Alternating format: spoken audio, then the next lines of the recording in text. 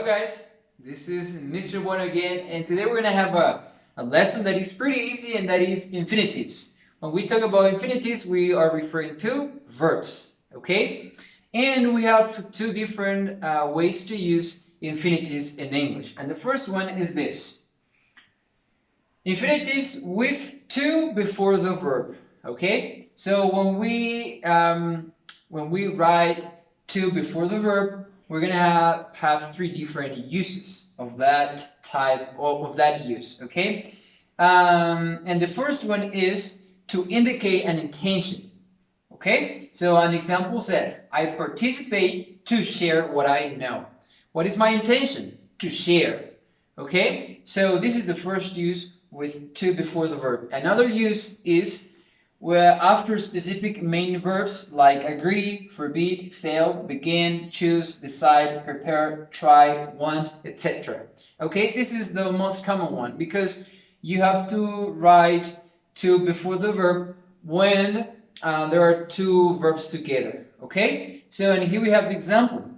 I decide to be a better person. If you don't use to, your sentence is going to be incorrect. I will say, I decide to be a better person. That is not correct. So, to make it correct, you have to use the preposition to. Okay? I decide to be a better person.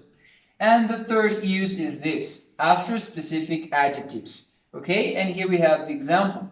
It's nice to meet you. If you realize nice is an adjective, and after that adjective, I need my infinitive with to.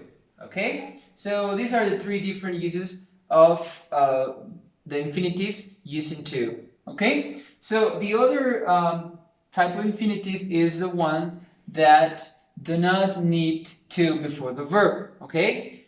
So when are you going to use an infinitive without to?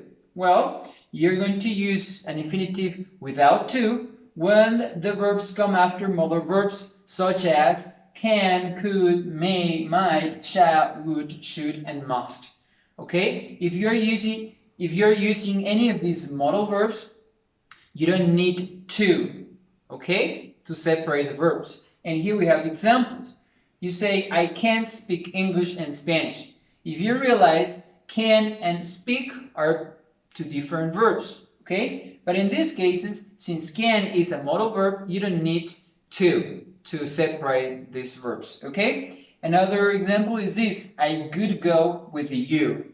And again, would is a modal verb and go is an infinitive, but you don't need to, okay? The other example is this, you should sleep more. Again, since should is a modal, you don't need to separate them. Okay, and the last one says it might rain soon. Again, might is a modal verb, and rain is an infinitive. And in this case, I don't need to use to. Okay, before my infinitive verb. So that's it, guys. This lesson is pretty easy. So just take this into account.